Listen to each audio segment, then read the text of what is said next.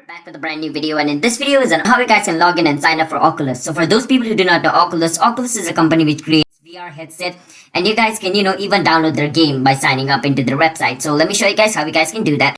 So basically what you want to do is first you want to go to the search engine and you want to search for Oculus login. Once you search for Oculus login, it's going to give you all this option and you want to click on login Oculus. Once you're over here, basically it's going to take you to Oculus official website.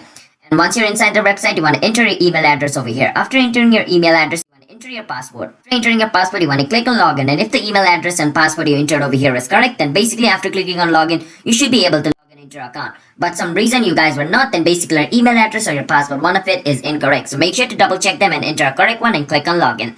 And you are guaranteed to log in into your Oculus account. And for some reason, if you forgot your password, you do not need to worry about it. You can click on forget password to recover your password of your Oculus account. It's that simple. And if you guys created your Oculus account using your Facebook, you can always click on login with Facebook to log in with your Oculus account using Facebook. And if you guys have not created your account and you want to sign up to Oculus, you can click on where it says thing over here. Once you click on this thing, it's going to take you to the page where you guys can, create your Oculus account.